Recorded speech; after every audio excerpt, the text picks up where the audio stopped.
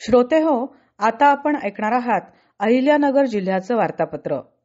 या वार्तापत्रात 67व्या राज्यस्तरीय अजिंक्यपद कुस्ती स्पर्धेत पुण्याचा पृथ्वीराज मोहोळ विजयी, 37वे महाराष्ट्र पक्षीमित्र संमेलन शेवगावमध्ये उत्साहात आणि अहिल्यानगरमध्ये झालेल्या राज्यस्तरीय शब्दगंध साहित्य संमेलनात भरगच्च कार्यक्रमांची मेजवानी.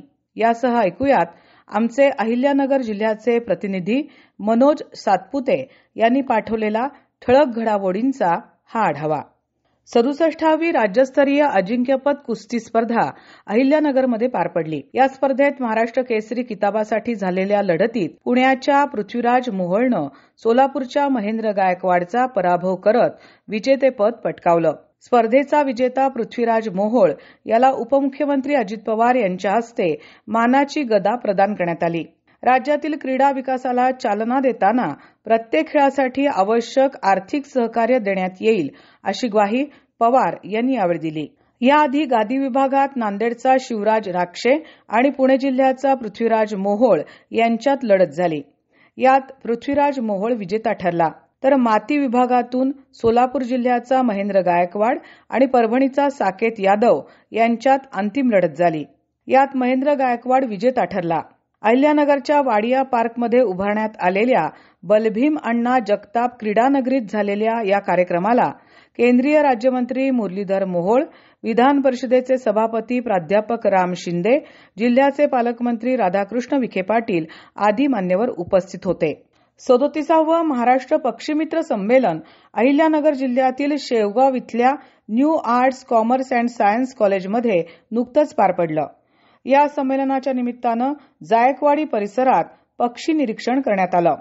या 2 दिवसांच्या संमेलनात किलबिलाट या अंकाचं प्रकाशन मान्यवरांच्या हस्ते करण्यात आलं. विविध जिल्ह्यातील 127 पक्षीमित्र यावेळी उपस्थित होते.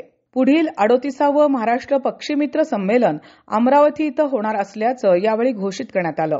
महाराष्ट्र राज्य साहित्य आणि संस्कृती मंडळ तसंच शब्दगंध साहित्यिक परिषदेच्या वतीनं 16वे राज्यस्तरीय शब्दगंध साहित्य संमेलन नुकतंच अहिल्यानगर इथं ज्येष्ठ साहित्यिक डॉक्टर संजीवनी तडेगावकर यांच्या अध्यक्षतेखाली पार पडलं.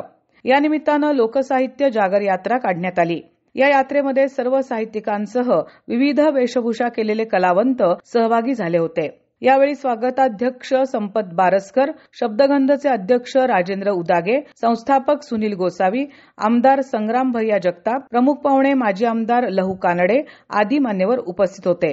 2 दिवसीय संमेलनात मान्यवर कवींचं काव्य संमेलन, शाहिरी जलसा, कथाकथन, परिसंवाद असे कार्यक्रम झाले.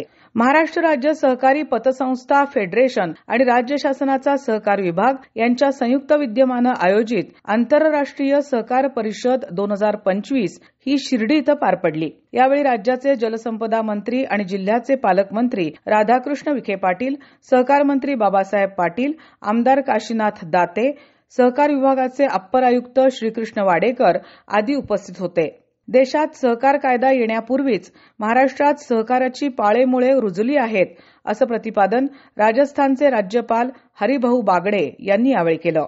शिर्डी इथल्या श्री साईबाबा संस्थानमध्ये दर्शनासाठी येणाऱ्या भाविकांना परकीय चलनामध्ये देणगी अर्पण करण्याची सुविधा आता उपलब्ध झाली आहे. केंद्रीय गृह मंत्रालयानं दिलेल्या परवानगीमुळे भाविकांना परकीय चलनातील नोटा, धनादेश तसंच तत्सम माध्यमांद्वारे देणगी अर्पण करता येणार आहे. संस्थानचे मुख्य कार्यकारी अधिकारी गोरक्ष गाडीलकर यांनी ही माहिती दिली. तर श्रोते हो, हे होतं अहिल्यानगर जिल्ह्याचं वार्तापत्र. आमचे अहिल्यानगर जिल्ह्याचे प्रतिनिधी मनोज सातपुते यांनी पाठवलेली माहिती आपण ऐकलीत. वाचन केलं होतं दीपा भंडारे यांनी. हा कार्यक्रम आकाशवाणी पुणे केंद्राच्या प्रादेशिक वृत्त विभागानं सादर केला.